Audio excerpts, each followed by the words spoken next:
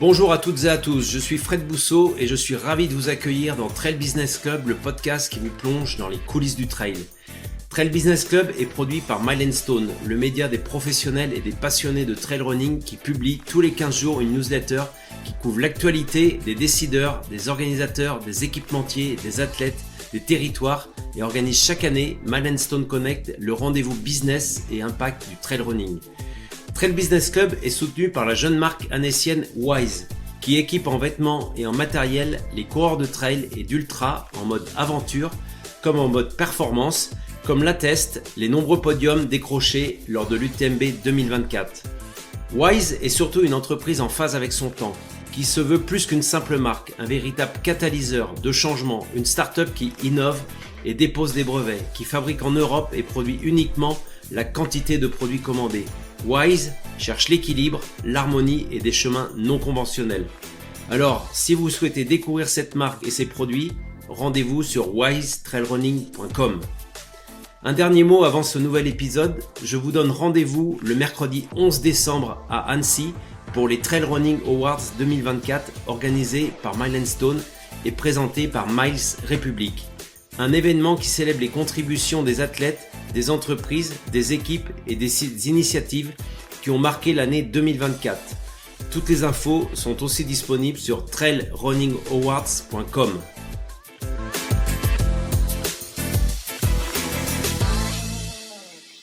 Elle est arrivée en France en 2010, originaire du Vermont, aux États-Unis. Elle a la double nationalité, franco-américaine depuis peu, diplômée de l'Université de Grenoble, en France. Elle est une spécialiste du skyrunning et est impliquée, voire même très engagée, dans les problématiques climatiques. Si je vous parle PTRA, CREA, FKT, UTMB, FFA, etc., des acronymes dont vous connaissez pour certains la signification, et que l'on va décrypter avec mon invité du jour. J'ai le plaisir de recevoir, dans un emploi du temps très chargé, Hilary Gérardi. Bonjour Hilary. Bonjour Fred, comment ça va? Merci en tout cas Hilary, ça fait plusieurs mois, presque même un an que je te demande d'intervenir dans ce podcast parce que tu as tellement de choses intéressantes à nous dire qui sont des sujets actuels qui concernent les athlètes, le climat et plein de choses. Donc on va en parler pendant 1 heure sur l'ensemble de tes nombreuses activités qui font aujourd'hui ton quotidien. Pour commencer, est-ce que tu peux compléter cette présentation, nous décrire ton parcours, à la fois aux États-Unis et en France, et où est-ce que tu es basé actuellement, parce que le lieu où tu es basé a aussi son importance. Oui, tout à fait. Bon, déjà, merci pour l'invitation et d'avoir insisté parce que c'est vrai que avec plein de projets toujours en cours, des fois c'est difficile à trouver le temps.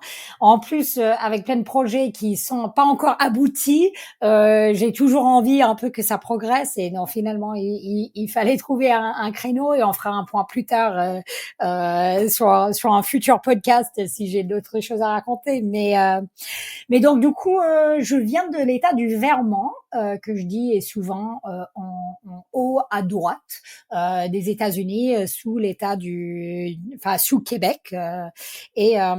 Donc j'ai passé toute ma jeunesse là, dans une zone très rurale avec ma famille. Après, j'ai fait mon bachelor's à Middlebury College, qui est une petite école aux États-Unis. C'est là où j'ai rencontré c'était mon copain à l'époque et c'était son idée après nos études j'ai étudié sociologie et anthropologie, chose très très utile pour ma carrière aujourd'hui. Mais ensemble avec Brad, on est allé s'installer à Grenoble en 2010, fin 2010, et je pensais pas rester longtemps. Je travaillais pour une école internationale, le ASG, voilà, une autre acronyme, American School of Grenoble, où j'étais prof. Et c'était à Grenoble où j'ai vraiment commencé à courir. Et je comptais, encore une fois, pas rester très longtemps. Je pensais au début rester 1 an, peut-être, même pas. Et ça fait maintenant plus de 14 ans. Et Donc aujourd'hui, tu n'es plus à Grenoble, vous avez déménagé, tu vas nous dire où, pour aussi une autre raison, c'est que Brad, qui est devenu ton mari depuis, vous êtes mariés, travaillait dans l'écologie, c'est ça, si je ne me trompe, et a en plus passé son diplôme de guide de haute montagne, puisqu'il est même à la prestigieuse Compagnie des guides de Chamonix. Exactement. Donc, quand on était toujours sur Grenoble, lui, il a fait un master et puis une thèse en écologie alpine. Moi, donc, je travaillais à cette école internationale et ensuite, j'ai enchaîné avec un master en coopération internationale et communication multilangue. Et Brad, pour lui, on entend un peu moins son nom, au moins dans le milieu de trail, mais il est aussi très ambitieux. Dans sa dernière année de thèse, il a démarré la formation de guide d'haute montagne à l'ENSA. Et donc, après nos études, on est allé, on est venu nous installer ici dans la vallée de Chamonix, plus précisément à Servoz. Et nous sommes donc bien installés ici. Au début, on travaillait tous les deux pour le CREA Mont-Blanc, Centre de recherche sur les écosystèmes d'altitude, qui est une centre de recherche associative qui regarde les impacts du changement climatique sur la biodiversité de montagne. Et moi, j'étais plutôt en développement, je cherchais du financement pour des projets, un peu de coordination de projets, alors que de son côté, c'était de la recherche scientifique qu'il faisait. Et donc, effectivement, notre installation dans la vallée de Chamonix a eu un impact sur mes choix de projet dans les années depuis 7 ans qu'on est là, ça a un grand impact sur ce que je fais au jour le jour et les objectifs que je me mets. Le CREA, c'est le centre de recherche des écosystèmes d'altitude, donc des éléments très importants aujourd'hui dans ce qu'on subit dans le réchauffement climatique et ce qu'on vit ici en montagne et ce qu'on voit même au quotidien. Tu as participé à cette ONG. Est-ce que tu peux nous décrire précisément ce que vous faisiez, ce que vous apportiez? Et tu as aussi mis en place ce que vous avez appelé les marathons collaboratifs. Est-ce que tu peux nous en dire plus? Oui, alors donc le CREA, encore une fois, se focalise sur les impacts du changement climatique sur la biodiversité, donc tout ce qui est faune et flore. Donc il y a des spécialistes bien évidemment dans la vallée qui vont regarder les glaciers ou le fond de permafrost. Nous, c'était beaucoup plus sur comment les espèces réagissent et s'adaptent aux changements en cours. Et on étudie donc il y a les volets scientifiques où les scientifiques font vraiment tous les travaux, mais aussi de la science participative. Donc ça, c'est quelque chose que je tiens quand même très à cœur toujours aujourd'hui. Donc l'idée, c'est de faire participer des citoyens bénévoles dans la recherche. Donc vous pouvez, par exemple, si vous habitez dans un milieu montagnard, vous pouvez établir un site et suivre l'arbre à côté de chez vous pour voir toutes les stades pendant l'année. Parce que, par exemple, on dit souvent le changement climatique, ça va, on voit que le printemps arrive plus tôt. Est-ce que c'est une impression qu'on a? Est-ce que c'est vrai? Si oui, combien de jours? Et si oui, quelle importance en gros. Donc, on essaie de vraiment voir quels sont les changements et ensuite les différents impacts sur la biodive. Donc, puisque le CREA essaie de trouver différentes manières de faire de la recherche et faire impliquer les citoyens, c'est vrai qu'on a fait des marathons créatifs collaboratifs, on va dire, inspirés de ce qu'on appelle le muséum mix, qui sont des événements où les gens rentrent en musée pour un week-end et imaginer des futurs exposés, tout ça. Nous, on faisait ça avec la médiation scientifique. Donc, on a eu, quand j'étais au CREA, on a fait 2 marathons collaboratifs où des personnes de tous les différents horizons sont venues en équipe pour créer des prototypes dans le temps d'un week-end pour ça. C'était tout plein de choses différentes, mais pour rendre la science accessible aux citoyens. Et c'était donc rien à voir avec les types de marathons que je fais en sport, mais un vrai marathon créatif. Alors, on y reviendra après sur toutes ces expérimentations et tous les chantiers que tu mènes de front, parce que tu l'as dit tout à l'heure, tu as envie de faire plein de choses en même temps. Mais on y reviendra un petit peu plus tard sur cette partie climat. Alors, tu l'as dit, marathon.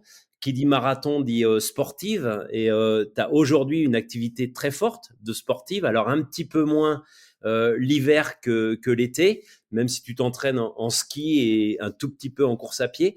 Moi, je voudrais revenir surtout sur un élément important que j'ai découvert de toi et j'avais pas eu connaissance de cet accident en 2012 dans le couloir des Capucins, je crois, une chute de 450 mètres qui finit dans une rimée. Donc une rimée, pour ceux qui connaissent pas, c'est une cassure dans le manteau neigeux ou à la limite du glacier. Et tu finis dans la rimée et finalement, je crois que pour être très clair, tu as vu la mort de près. Oui, tout à fait. Donc ça, c'était un peu, on va dire, enfin, avant ma carrière de coureuse, même si j'avais participé à un trail aux États-Unis et ça m'a plu, mais pas plus que ça. Mais j'étais en France plutôt pour faire de la montagne, pour pratiquer les différents sports de montagne. Et en 2012, j'ai eu cet accident, donc j'ai eu une fixation qui a déclenché en haut du couloir, deuxième virage, et j'ai fait cette énorme chute incroyablement, mais vraiment miraculeusement, je suis sortie quasiment indemne. Et après ça, j'ai eu besoin de me connecter à la montagne autrement. Et c'est là où Brad, en l'occurrence, il a dit, mais tiens, t'avais fait un trail aux États-Unis, pourquoi pas en faire une autre. Donc c'était vraiment grâce à lui et à cause de cet accident que j'ai décidé de me mettre à courir, ce que j'ai pu faire facilement à Grenoble, parce que à Grenoble il y a une vraie communauté de trailers qui était très ouverte d'esprit, très accueillant, et j'ai vite trouvé des gens avec qui je pouvais courir, des événements, des off et des courses, mais c'était assez incroyable. Donc c'était aussi un moment, je dirais, de ma vie. J'étais en France depuis 2 ans et j'avais pas encore trouvé ma communauté. Donc grâce au trail, j'ai pu un peu trouver chez moi, on va dire. En français, on dirait un mal pour un bien. Je sais pas Ouais. comment on dirait en anglais. Ça a changé aussi ton regard sur la vie. Oui, oui, bah, je crois que je suis devenue beaucoup plus conscient de ce que je faisais. En fait, j'avais un peu, je dirais pas que j'étais une tête brûlée non plus, mais tu vois, je réfléchissais pas trop. J'avais des opportunités, ok, j'y vais, aucun problème, et ça a un peu changé mon approche aussi dans mon approche à la montagne. Je crois, même si je vis aujourd'hui à Chamonix, cet accident a eu lieu à Chamonix, mais je pense qu'en partie, euh, on était monté la télécabine de l'Aiguille du Midi, et quand on monte très vite comme ça, on ne voit pas le paysage changer, on voit pas les dangers. On arrive en haut et c'est un peu, ok, c'est comme une piste de ski, et donc je m'étais pas rendu compte des risques que je prenais, et donc dans mon approche, je m'étais dit, même si j'essaie de courir aujourd'hui aussi vite que possible, ralentir d'une certaine manière et vraiment observer ce qui est autour de nous. Ça nous aide, déjà sur le plan, danger et tout ça, mais également sur notre relation à la nature. Alors, tu es aujourd'hui athlète professionnel en premier. Je pense que c'est ton revenu principal. Tout Quasiment à six fait. mois de l'année. Tu as deux partenaires principaux qu'on peut citer. Black Diamond, la société américaine de matériel de montagne. Scarpa, la société italienne de chaussures. Plus quelques autres partenaires annexes, dont Baou, la société française aussi. Est-ce qu'aujourd'hui, tu peux vivre correctement de ton sport? Alors moi, j'ai une énorme chance déjà dans les partenaires que j'ai, parce qu'ils me suivent dans tous les projets que j'ai envie de réaliser. Et je précise ça parce que oui, je pourrais en vivre, mais pour beaucoup de sportifs, ils ont soit ils ont pas assez de, revenus, on va dire, de leurs sponsors pour pouvoir choisir leur propre projet. Ils sont obligés d'aller vers des événements où il y a des grosses primes, où les sponsors les poussent vers des événements. Il y a des primes de performance uniquement sur certains événements. Et donc, moi, je suis suivie et je peux en vivre. J'ai plein d'autres projets annexes, comme on va en parler, mais je peux en vivre de mon sport, et ça, c'est cool.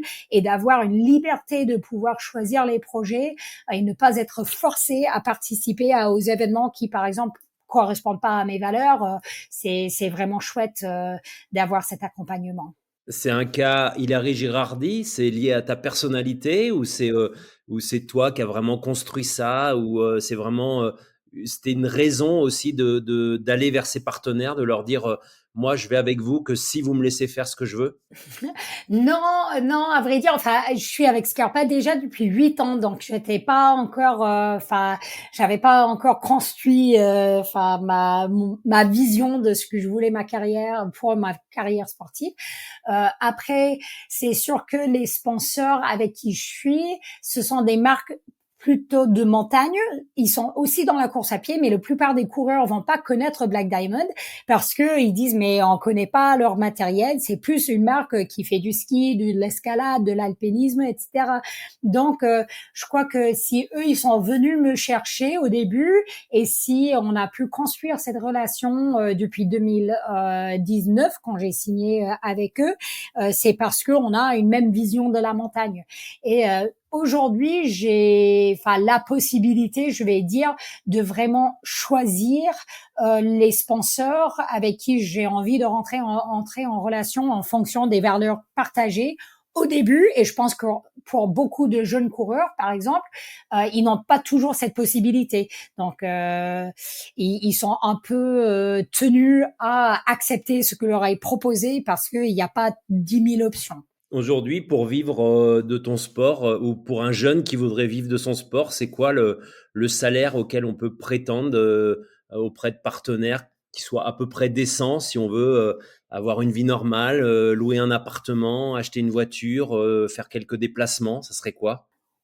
Bon, j'ai pas trop réfléchi à ces maths-là, mais je crois que la chose, je pense déjà ça dépend beaucoup d'où on habite, parce que enfin la vie, enfin, le loyer, tout ça, ça coûte beaucoup plus cher dans certains endroits par rapport à d'autres. Donc il faut faire son calcul sur combien on a besoin pour, enfin pour vivre au jour le jour. Après, il faut aussi se souvenir que les athlètes sont des indépendants, sont des prestataires. On n'a pas de salaire, on cotise pas pour la retraite, enfin les cotisations normalement, on va dire quand on paie l'URSSAF, mais moi je pense que c'est très important pour que les jeunes athlètes, que tous les athlètes, mais surtout les jeunes, doivent pas que faire le calcul et dire ah bah tiens si je vis en coloc, je peux faire ça dans 400 € et ensuite pour manger il me faut ça et je fais le calcul pour chaque course que je vais faire. Bah non, il faut aussi penser à économiser, qu'est-ce que je peux mettre d'à côté parce que si je suis blessée, si je décide moi-même d'arrêter ma carrière ou si mon sponsor me lâche, qu'est-ce que je vais faire demain et donc c'est super important que les jeunes, enfin les athlètes et aussi les marques se rendent compte que bah, ce n'est pas uniquement pour payer mon loyer ce mois-ci. C'est vraiment, ça devrait être plus global, mais après, ça dépend un peu, enfin, la personne et où ils vivent, je crois. Et d'ailleurs, à propos de loyer, un élément important, c'est qu'aujourd'hui, quand tu veux louer un appartement, il faut aussi souvent revendiquer un CDI ou un CDD très solide. Et quand tu es athlète, tu n'as pas ce type de contrat. Donc, c'est aussi une difficulté qu'il faut prendre en compte. Absolument, absolument. Donc, moi, je suis désolée si tu voulais que je cite un chiffre précis, je peux pas forcément le faire, mais je crois que ouais, c'est très important de prendre en compte les challenges en dehors du sport et aussi se rendre compte que l'athlète aujourd'hui, bah, ce n'est pas que performer. L'athlète est, enfin, il y a plein d'attentes autres. Moi, j'adore le fait que mes sponsors me demandent de participer dans la conception des produits. Je travaille beaucoup avec eux sur les différents produits. Je fais des tests, je fais des retours. Moi, je fais beaucoup de demandes par rapport à la durabilité et le façon de fabriquer les choses parce que c'est quelque chose que je tiens à cœur. Mais ça fait, enfin, ça prend du temps, ça prend de l'énergie. Après, il y a toute la communication à faire sur les réseaux. Il y a beaucoup de. Je crois que Fred Tranchant une fois, il a fait une liste de toutes les choses qu'un trailer, enfin une athlète devrait faire, et c'est pas que performer. Donc important aussi à prendre en compte. Alors justement, tu disais tout à l'heure toi-même, tu es à la limite plus connu dans le monde de la montagne, on y reviendra aussi tout à l'heure, que forcément dans le monde du trail. Pourtant, tu affiches de nombreuses victoires, surtout sur des épreuves typées skyrunning. ou sur des épreuves avec des profils très montagneux. Tu as notamment remporté le 90 km du Mont Blanc, tu as remporté le trophée Okima avec le record en 2023 en 7h30 minutes, 28 secondes. Tu as remporté Tromsø, la Sky Race en Norvège. Tu fais peu de courses, c'est une manière de te préserver et de durer aussi. Alors, le choix des objectifs, pour moi, c'est quelque chose. Moi, il faut qu'une course me fasse rêver pour que j'ai envie de le faire. Pour moi, ça, c'est souvent à travers le parcours même ou une histoire autour qui me donne envie. Après, je construis un peu mon calendrier de l'année avec mon coach qui est Antonio Gallego, que j'ai rencontré quand j'habitais à Grenoble et moi, j'estime que fixer quelques objectifs dans l'année, ça me permet de vraiment canaliser mon énergie. Si j'essaie de trop faire, je me disperse, je prépare rien très très bien et ça peut fonctionner jusqu'à un certain moment. En 2018, par exemple, j'ai mis le dossard 17 fois. J'ai fait 17 courses en 2018, ça a super bien marché, mais en 2019, j'arrivais pas à performer, j'étais cuite. Donc pour moi, c'est une manière de me préserver, mais aussi pour mieux réussir les objectifs que j'ai. Donc, j'en choisis quelques-uns dans l'année. Ça, je suis pas à l'abri de faire autre courses, mais quelques objectifs clés. Et vraiment, j'essaie de tout mettre toutes les chances de mon côté pour ces objectifs. Et donc, si je reviens, sûrement 2023 par exemple, c'était le Mont Blanc, ça c'est clair. 2021 c'était le Chamonix-Zermatt à ski et le 90 du Mont Blanc. Mais j'aime bien choisir quelques projets qui m'animent tout au cours de la saison. Alors, la transition est parfaite puisque je voulais aborder ça. 2021, le record de la haute route entre Chamonix et Zermatt avec Valentine Fabre, que les gens de la vallée de Chamonix connaissent très bien. 108 km, un peu plus de 26 heures. 17 juin 2023, un record auquel j'étais à ton arrivée un petit peu en retard, malgré que je sois pas très loin. 7h 25 minutes 28 secondes depuis l'église de Chamonix, sommet du Mont Blanc, aller-retour.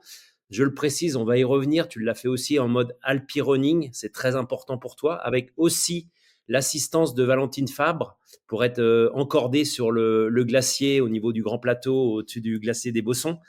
En tout cas, un FKT. Alors, tu le diras mieux que moi en anglais. C'est encore un acronyme. Mais est-ce que justement, tu préfères aller chercher des victoires de prestige ou des records ? Encore une fois, pour moi, ce qui m'anime, c'est vraiment de trouver un projet que je trouve intrinsèquement motivant. Donc, ça peut être une course comme la Trophée Okima ou le 90 du Mont Blanc, mais ça peut aussi être une montagne. Moi, je dirais pas que que un me motive plus que l'autre. Ça dépend vraiment le projet, mais je ne suis pas forcément motivée par une course très très compétitive parce que c'est compétitif ou un record parce qu'il existe. Pour moi, c'est important d'avoir un lien personnel avec les projets. Donc après le Mont Blanc, par exemple, on m'a contacté, Hilary, est-ce que tu vas aller à Denali maintenant? Est-ce que tu vas aller à Kilimanjaro? Tu n'as pas envie d'aller à Everest? Non, j'ai aucun lien avec ces montagnes-là et donc je me vois pas à aller faire une course ou faire un sommet seulement parce que c'est connu et il y aura soit il y a un record déjà ou il y a du monde sur la ligne de départ. Ça, je m'en fiche un peu. C'est plutôt moi, il faut un peu une histoire avec. Alors cette histoire, c'est aussi celle du Mont Blanc, puisque Kilian Jornet l'avait fait en moins de 5 heures. Toi, tu l'as fait en moins de... C'est vrai. Quand je suis arrivée au sommet, après 5 heures et 12 minutes, je crois, j'ai dit, mais ce fichu de Kilian, il serait déjà en bas. Il était déjà en bas depuis 14 ou 15 minutes, ouais. Mais bon, Ouais. un élément important auquel tu tiens, au même titre que tu tiens à tes valeurs sur le climat, c'est la manière dont tu as fait ce record. C'est-à-dire que t'as fait en mode trail running, on va dire, toute la partie sentier. et tu as fait en mode alpinisme toute la partie montagne, c'est-à-dire tu étais encordé avec baudrier, crampons, les grosses, comme on les appelle. Donc les grosses, pour ceux qui connaissent pas, c'est les chaussures d'alpinisme, le piolet et un équipement de haute montagne. Et je crois d'ailleurs que ton mari Brad t'aurait jamais laissé partir sans cet équipement. Bah, sûrement pas, non, on discute beaucoup sécurité. Je crois, une chose qui est sur l'accident que tu as évoqué au début, que j'ai eu, ça a vraiment eu un impact sur mon approche à la montagne et enfin, je sais que on peut toujours dire qu'on sait que le risque existe, bah on prend des risques, on va en montagne, mais souvent on se rend pas vraiment vraiment compte. Et moi, je crois que cet accident que j'ai eu, ça a changé un peu mon approche où je pense, mais vraiment à ces risques et je vois ce qui peut se produire si on, bah, des fois même si on fait très attention. Mais donc moi, je ne voulais pas prendre le risque ni de aller sans les matériels, on va dire tous les matériels de sécurité, ni de passer par le même itinéraire que Kilian a fait et Emily Forsberg qui détenait la record féminine parce qu'ils sont passés par un endroit que aujourd'hui j'estime était trop dangereuse parce que il y a des risques de chute de serac. Et donc moi c'était très important de penser non seulement à moi aussi et le risque que je peux prendre, mais aussi à la prochaine personne que j'espère quelqu'un ira battre mon record, mais je veux qu'ils suivent ma trace et pas passer dans les endroits qui sont aussi objectivement dangereuses. Ça, c'était super important. Après, l'autre côté de ça aussi, c'est que moi, le Alpi Running, comme on l'écrit, enfin, comme on le dit, moi, j'estime c'est un peu comme un pont. On imagine que pour construire un pont, il faut deux piliers très forts. Donc, il faut le pilier qui est trail et endurance. Donc, il faut courir vite, ça c'est sûr. Mais ce n'est pas suffisant pour se lancer dans ce genre de défi. Il faut construire l'autre pilier qui est aussi les compétences d'alpinisme. Donc, ça va être le cramponnage, le secours, le mouflage pour sortir quelqu'un d'une crevasse, le connaissance de ses matos, tout ça, la lecture des conditions, ça c'est l'autre pilier. Il faut que les deux piliers soient bien solides avant de construire le pont entre les deux. Donc ça, j'insiste un peu là-dessus parce que là on parle à un public plutôt trail et souvent, trop souvent, on voit des trailers qui veulent se lancer dans la haute montagne, mais sans vraiment se rendre compte des risques qui existent et l'importance de construire l'autre pilier avant d'y aller. Alors, je fais une petite aparté sécurité qui est importante. Tu l'évoques, il y a souvent une prise de risque des trailers, des gens qui vont en montagne.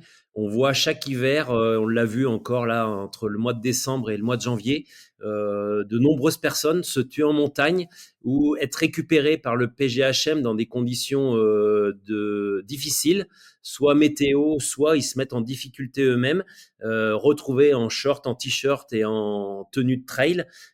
C'est aussi une dérive de la discipline qui te semble dangereuse aujourd'hui d'aller vers cette pratique justement où les deux piliers sont pas assez forts et qu'on s'engage un peu trop facilement en montagne par manque de connaissances.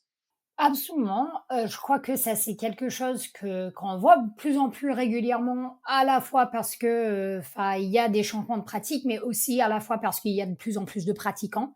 Donc, juste le nombre de trailers augmente et ça c'est vraiment chouette et je trouve que généralement l'accessibilité à la montagne bah c'est génial. Moi je veux voir plus de gens qui courent, qui profitent des montagnes, mais il faut que ça soit accompagné avec une prise de conscience des risques. Il faut une responsabilisation aussi. Moi je sais avant d'aller en montagne je vais vraiment étudier la carte, la météo, les conditions pour savoir qu'est-ce qui pourrait m'arriver et qu'est-ce que je vais rencontrer quand je suis sur les sentiers ou hors sentiers si c'est le cas et comment je peux être autant possible autonome et ne pas avoir besoin à demander de l'aide aux autres gens. Donc, les outils, des fois, les réseaux sociaux, parce qu'on voit toujours l'image de quelqu'un sur un sommet sans savoir tout le travail qui est allé derrière. et aussi les outils comme Strava où les gens ils peuvent suivre les traces sans étudier les cartes. D'un côté, ça rend accessible, c'est chouette. De l'autre côté, souvent les gens ils y vont les yeux fermés parce que enfin ils se rendent pas compte de tout le travail qui devrait aller derrière. Donc je crois que il faut vraiment, enfin ça c'est quelque chose qui m'est très important et je crois qu'aujourd'hui aussi avec le changement climatique, c'est de plus en plus dur à compter sur différentes conditions. Les conditions de haute montagne, ça peut changer très très vite et encore plus, même les prévisions météorologiques deviennent plus compliquées avec les nouvelles régimes météorologiques qu'on a avec le changement climatique. Donc c'est hyper important de bien se préparer. Et je précise pour ceux qui écoutent et qui seraient tentés d'aller en montagne, et tu le précises, avec toutes ces informations de sécurité, il y a un élément quand même incontournable aujourd'hui, c'est le fameux BRA. Donc, pour ceux qui connaissent pas, c'est le bulletin d'estimation du risque d'avalanche. Et on peut dire quand même que globalement, ce bulletin qui est émis chaque jour sur chaque massif montagneux est quand même assez précis. Oui, absolument. Le BRA, c'est hyper important en hiver. Et aussi, la dernière chose que je dirais, c'est, quand on n'a pas ces connaissances, enfin les connaissances même de lecture de BRA, qu'est-ce que ça veut dire et tout. Enfin, il faut pas hésiter à aller chercher de l'information chez les professionnels. Ils sont là pour. À Chamonix, nous avons le Chamoniard qui met un bulletin, mais aussi et à l'Office de la haute montagne pour répondre aux questions. Et il faut pas hésiter à prendre un guide. J'en connais un super, mais il y a des professionnels de la montagne qui peuvent vous aider à devenir autonome et ça, il faut pas hésiter. Et ça évite les accidents ou les situations où on est obligé d'appeler les secours alors qu'on est juste sur un endroit, même perdu dans le brouillard. C'est mieux de prendre ces précautions. Je vais juste passer aussi à un autre volet, un autre acronyme pour continuer dans la partie sportive avec la FFA. Alors la FFA, tout le monde connaît, Fédération française d'athlétisme. Si je parle de la FFA, c'est que vous avez obtenu avec Brad la nationalité française il y a 1 an, après quelques péripéties. Puis je crois que ton passeport t'attendait à la préfecture sans que tu le saches. Donc, tu as attendu près de 6 mois pour le récupérer. Le 12 juillet prochain, tu seras à Val d'Isère. Ça, tu l'as annoncé pour participer au championnat de France avec l'objectif de te qualifier pour les championnats du monde qui auront lieu en Espagne au mois de septembre. Alors déjà, je voulais te demander sur quelle distance tu vas t'aligner. Est-ce que c'est sur le long ou sur le court? Et puis, qu'est-ce que représente pour toi cette nationalité, cette double nationalité franco-américaine et l'envie de porter le maillot de l'équipe de France? Oui, ben pour moi, enfin comme on a dit, les projets enfin comment je construis ma saison, c'est autour des objectifs et pour moi, c'est sûr que championnat de France est un grand objectif pour moi.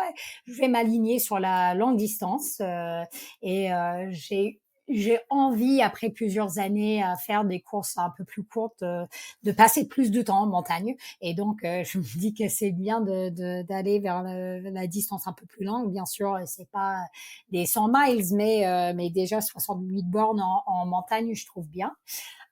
Et bon, nous avons voulu être français, bah, déjà parce qu'on a choisi ce pays, enfin comme chez nous, on est là depuis plus de 14 ans maintenant et on aime vivre ici.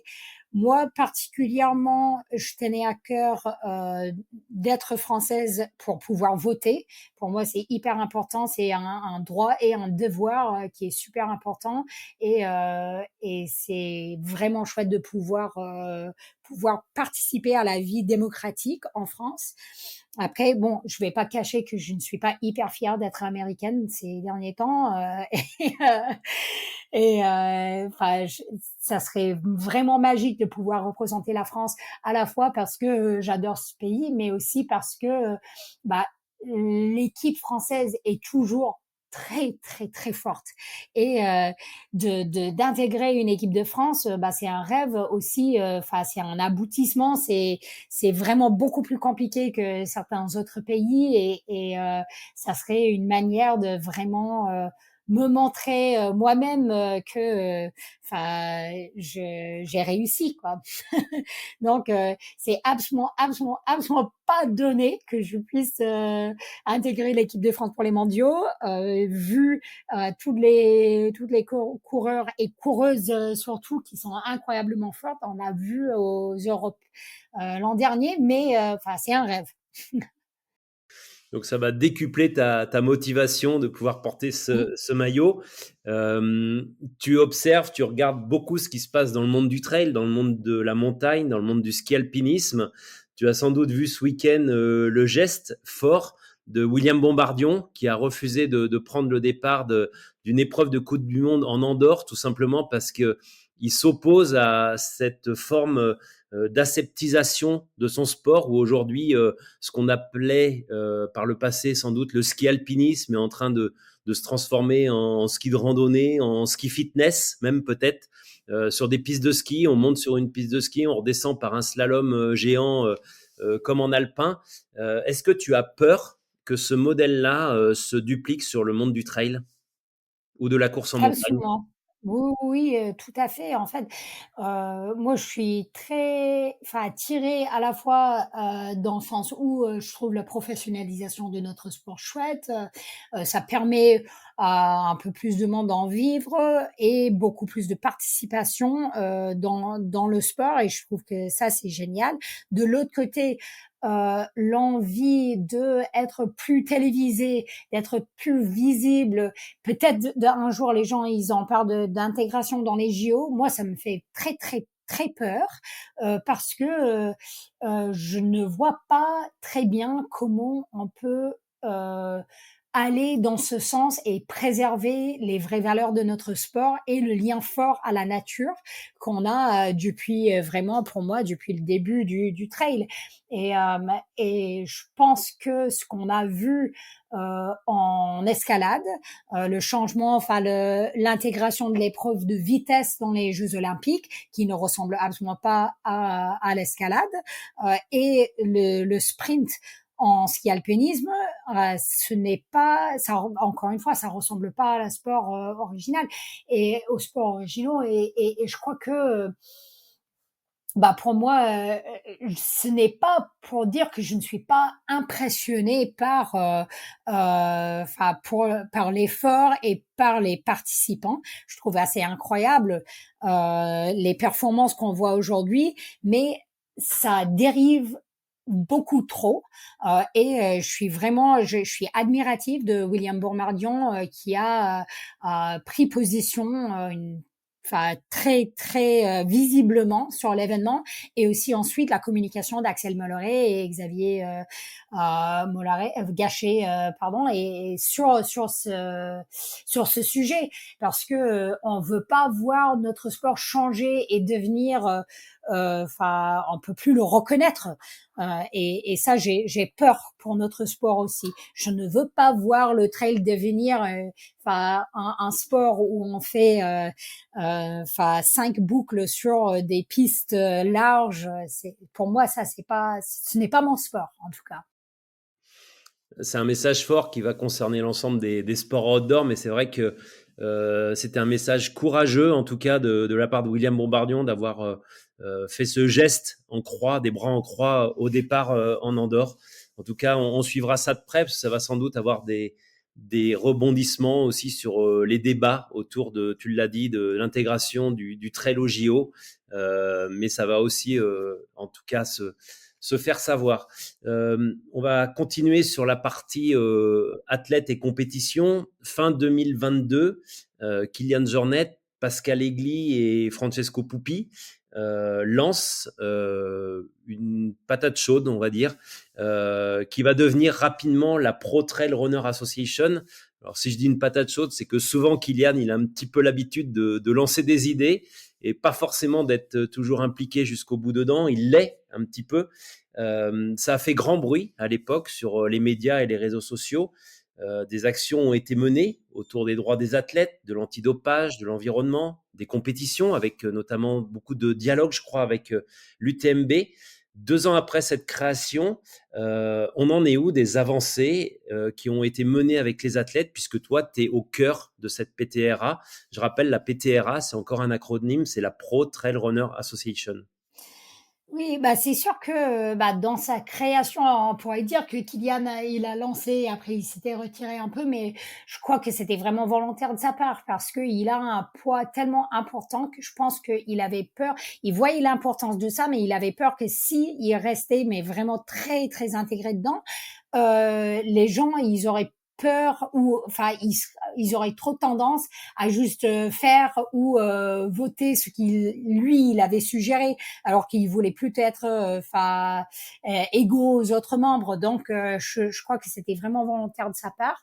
Après donc l'association est fait j'ai pas les chiffres devant moi, mais plus de 200 athlètes de au moins une trentaine de pays différents. Moi, je suis plutôt active dans le groupe de travail sur l'environnement. Ce qui est difficile, comme toute petite association fait des bénévoles, c'est que on peut perdre de l'élan quand les gens n'ont pas le temps, mais on a vraiment envie de façonner un peu le futur de notre sport et ne pas juste laisser faire.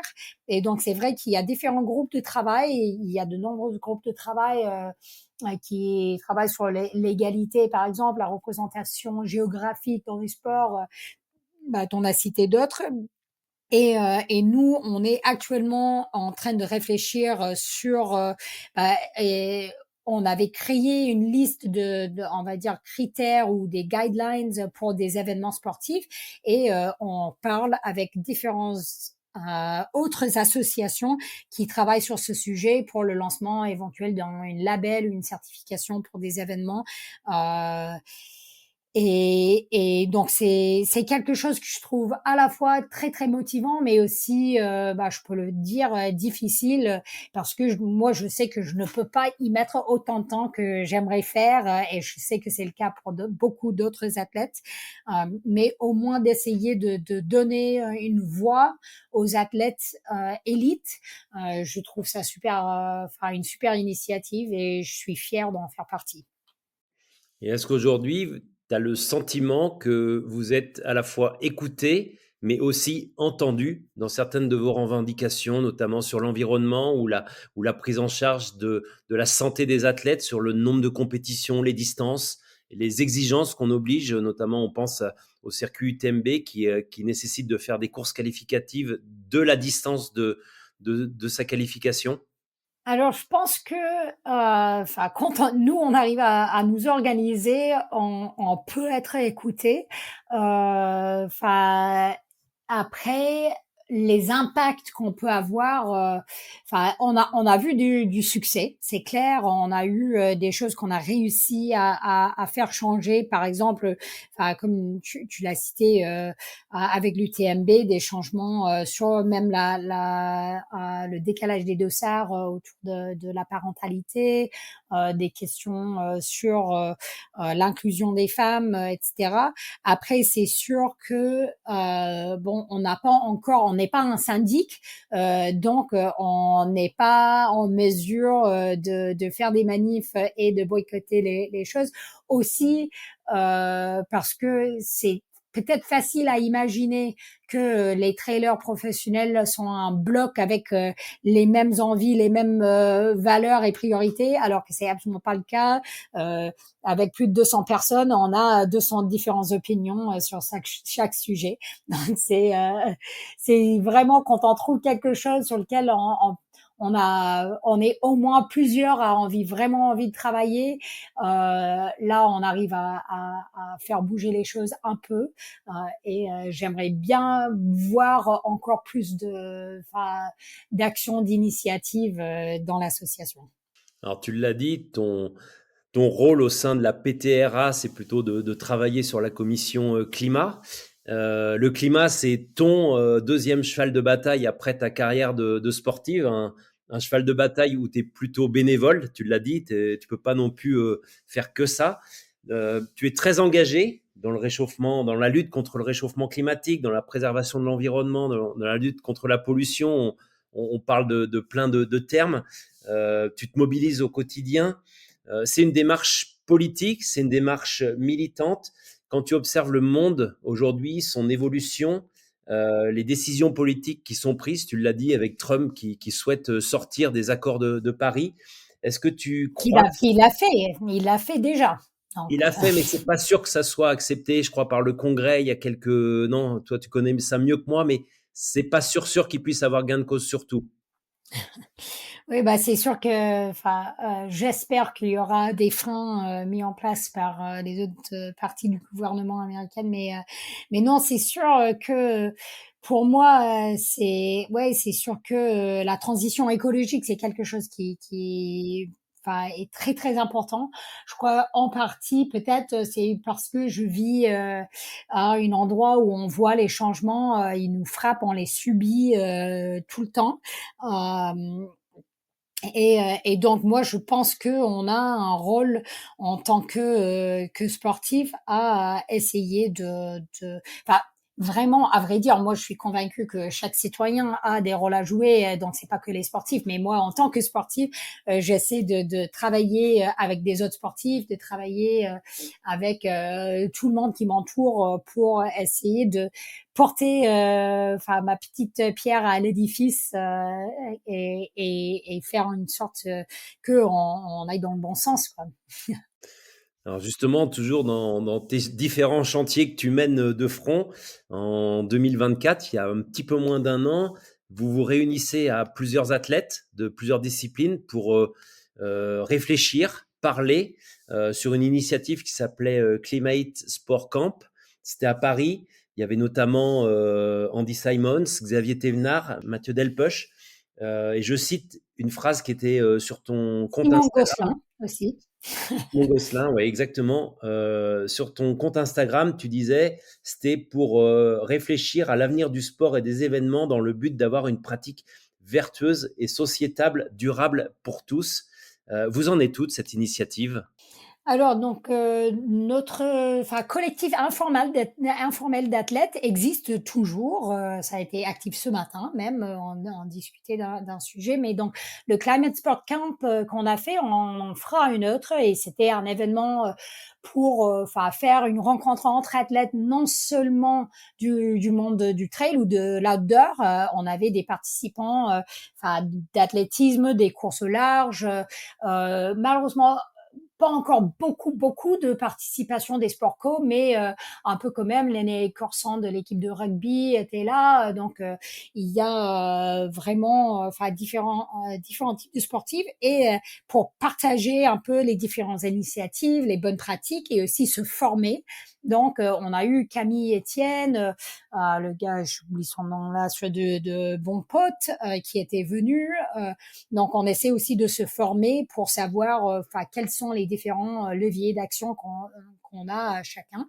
Et je pense que, bon, la première chose, donc ça, c'était informel et c'était pas médiatisé du tout et c'était volontaire de notre part parce que on n'avait pas envie que toutes nos paroles, tous nos questionnements soient repris par les médias. C'était une opportunité d'échanger entre nous et vraiment, encore une fois, se poser des questions qui peut-être on n'est pas prêt ou du tout mûr à partager ça avec le grand public. Mais je pense que l'impact de tout ça, le plus important, c'était une solidarité entre nous, la partage encore des pratiques et d'imaginer que nous, on était enfin une bonne vingtaine ou une trentaine d'athlètes, mais ensuite, ça nous a équipé des outils. Ensuite, chacun de son côté à faire des choses. Donc, chacun de ces athlètes a pu rayonner par la suite. Et on va se retrouver encore sur enfin ce printemps pour travailler de nouveau sur ça. Après on a de ce groupe, on a eu enfin un mouvement, une tribune qui a été créée encore une fois pas au nom de ce collectif, mais je vais dire enfin des groupes dans le collectif ont travaillé par exemple sur les conditions écologiques environnementales pour les JO 2030. Aussi un collectif qui a travaillé sur l'opposition à l'extrême droite. Donc moi j'en ai fait partie enfin lors des dernières élections. Aussi, donc on a eu la semaine dernière une réunion au ministère des Sports sur le sport durable. Donc il y a plein de petits projets un peu qui sont nés de cette initiative.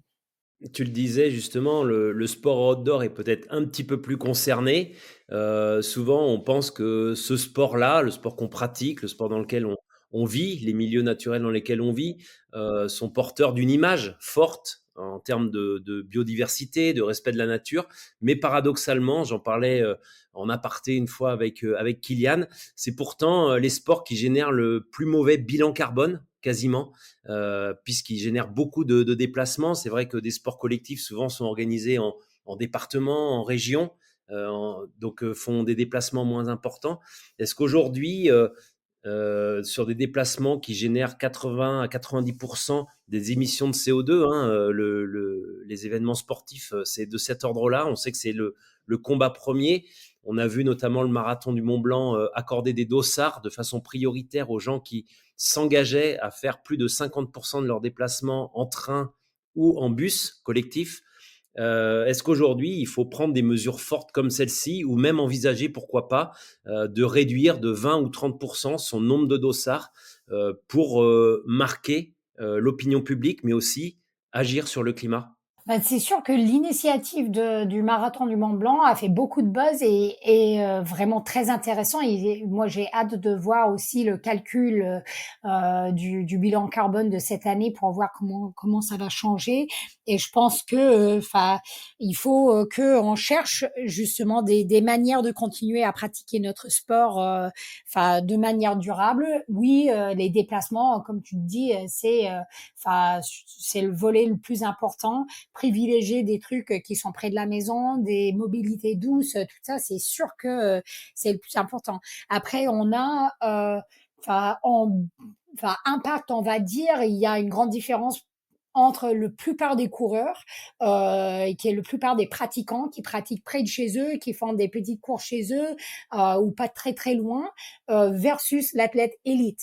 Et l'athlète élite, c'est sûr que on a nous des impacts démesurés par rapport à des trailers, le plupart des trailers qui pratiquent près de chez eux.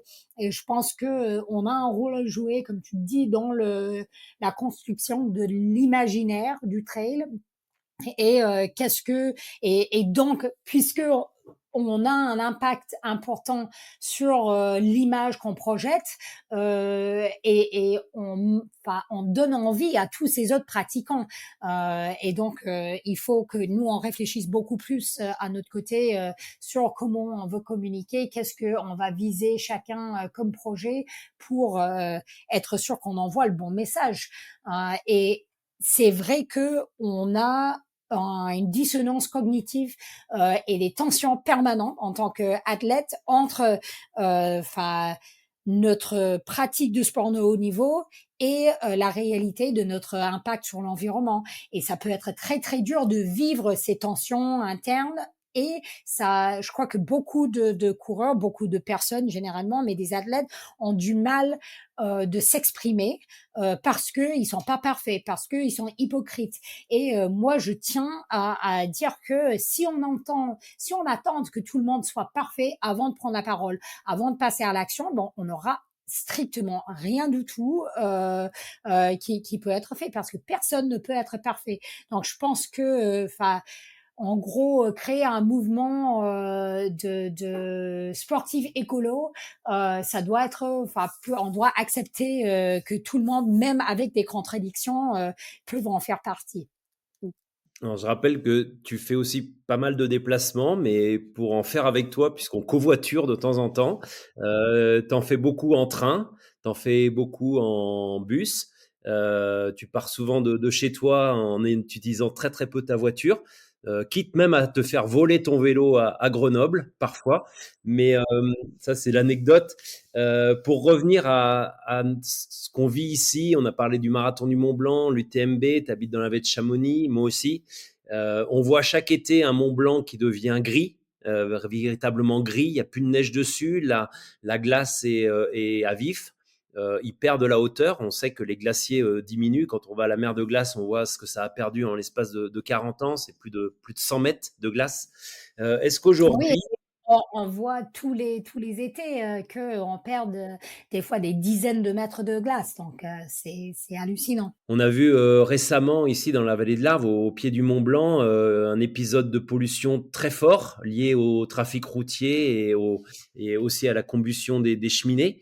Est-ce qu'aujourd'hui, tu penses que les phénomènes climatiques, qui soient liés à ces moments de pollution, mais aussi à toutes ces perturbations météorologiques qui entraînent des dégâts importants, des éboulements, le permafrost, tu l'as dit tout à l'heure, est-ce que ça peut avoir une conséquence sur l'organisation des courses à moyen terme?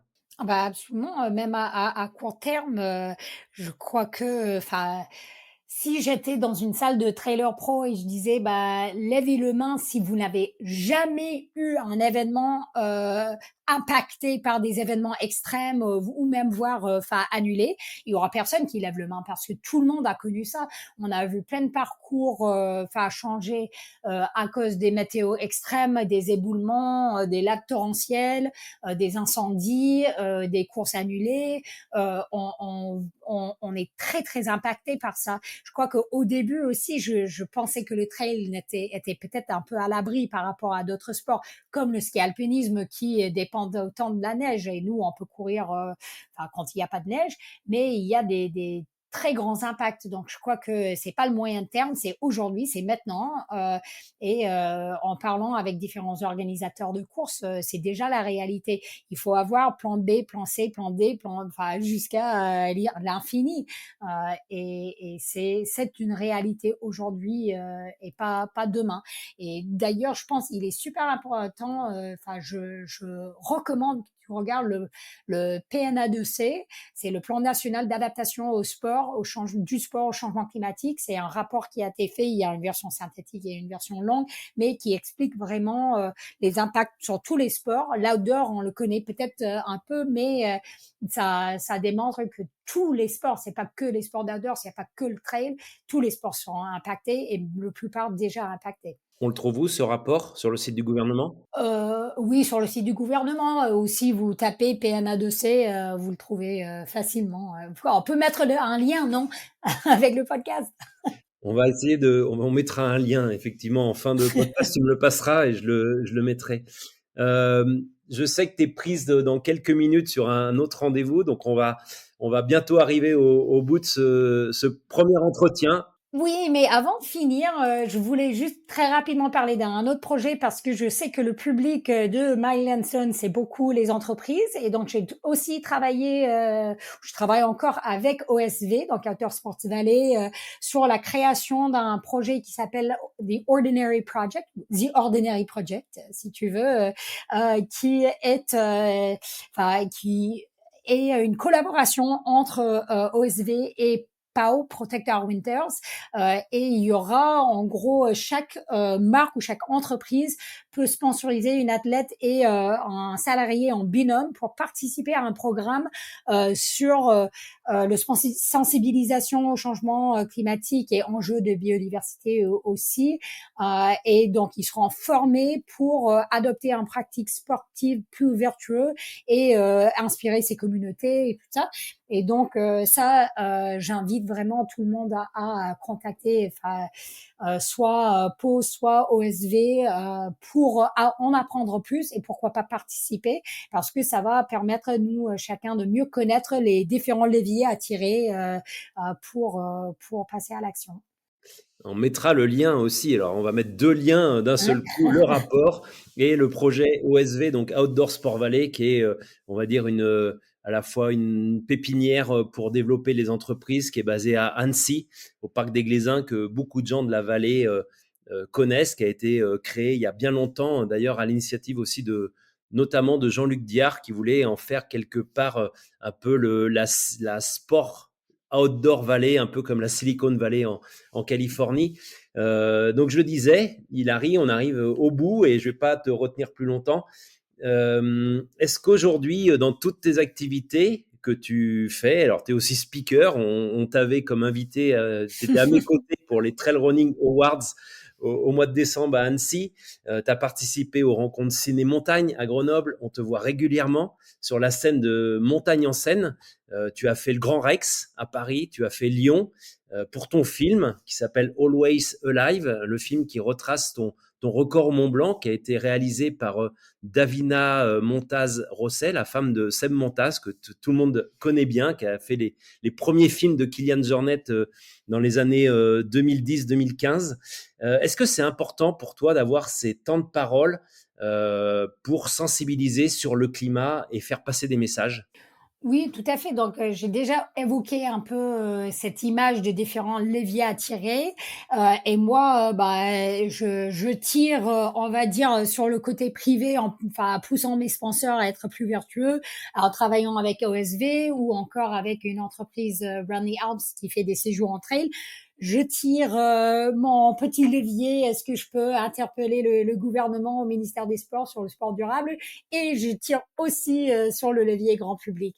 Et donc justement, j'ai voulu, avec Davina, créer un film qui raconte l'histoire de Record du Mont Blanc, mais aussi pour parler du changement climatique et le fonte des glaciers. Et donc j'ai pu apporter ça comme message. Je profite, on va dire, de mon statut de sportif pour me trouver devant un public, en l'occurrence au Grand Rex la semaine dernière, devant 2800 personnes, non seulement pour parler du sport, mais aussi sensibiliser sur les enjeux climatiques. Donc, pour moi, c'est très important, même si les gens, ils viennent pas toujours pour ça, ou surtout quand les gens, ils viennent pas pour le côté environnement, je les attire avec la performance et je les apporte à un autre truc. Et on sait que tu es une très bonne communicante et une très bonne raconteuse aussi d'histoire, et tu sais très très bien faire ça. En tout cas, c'est aussi pour ça qu'on t'adore. Je voudrais juste terminer par deux petits points. Quel sera ton programme 2025, hormis ces championnats de France et peut-être, on l'espère pour toi, ce maillot d'équipe de France pour aller au championnat du monde? Est-ce que tu vas essayer d'aller chercher la victoire au Mathésin, toi, qui aime beaucoup cette course, qui aime beaucoup Olivier Coudert et qui a terminé déjà deuxième et troisième? Il te manque que la victoire.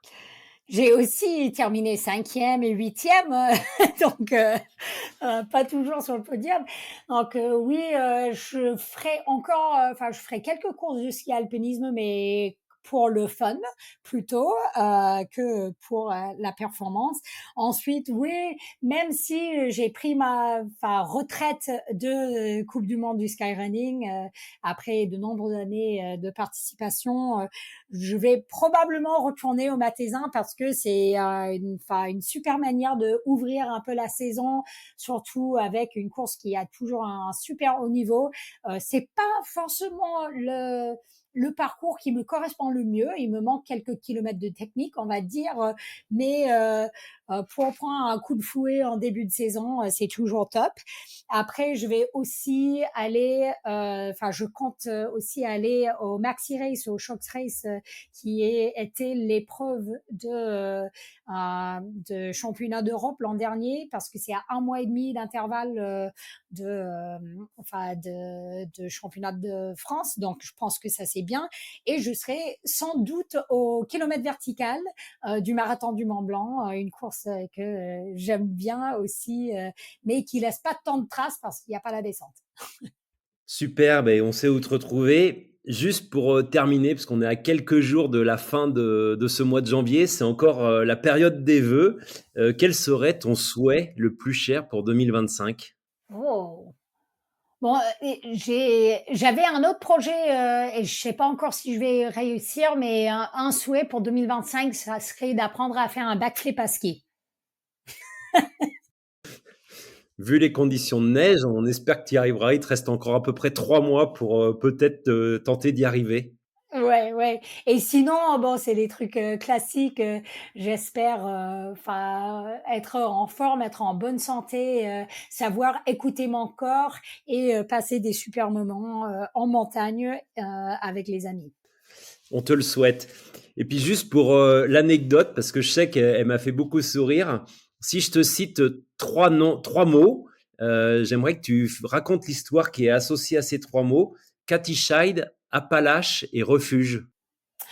Ah oui, moi et Cathy, on a en fait plein de choses partagées de avant notre venue en France et en Europe plus généralement. En fait, Cathy, elle est quelques ans plus jeune que moi.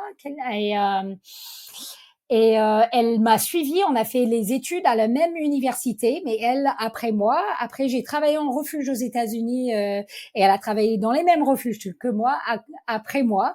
Et c'était grâce à ce passage en refuge qu'on a eu des amis en commun et elle avait pris contact avec moi quand elle est allée à Zurich pour faire sa thèse. Et c'était comme ça, vraiment grâce à ces refuges que on a pu se rencontrer et faire des courses et des projets et des trucs ensemble. Donc, c'est chouette de savoir qu'on a eu des évolutions, on va dire, un peu parallèles au fil des ans. Merci beaucoup, Hilary. Bien que Katie est beaucoup plus forte que moi en trail.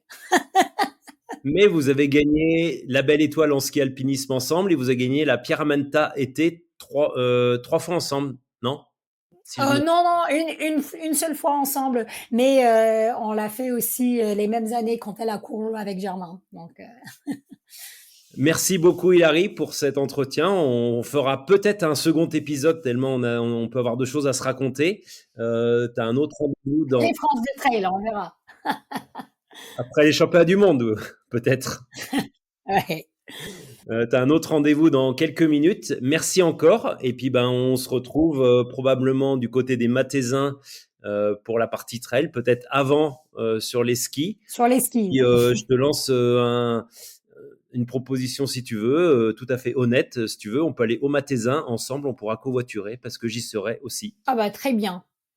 Avec plaisir. Merci beaucoup et à bientôt.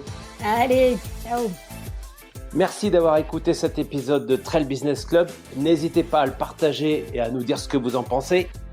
On se retrouve dans 15 jours pour un nouvel épisode. D'ici là, je vous conseille de vous abonner à la newsletter Mile & Stone. Elle est gratuite et vous pouvez vous inscrire sur mileandstone.com.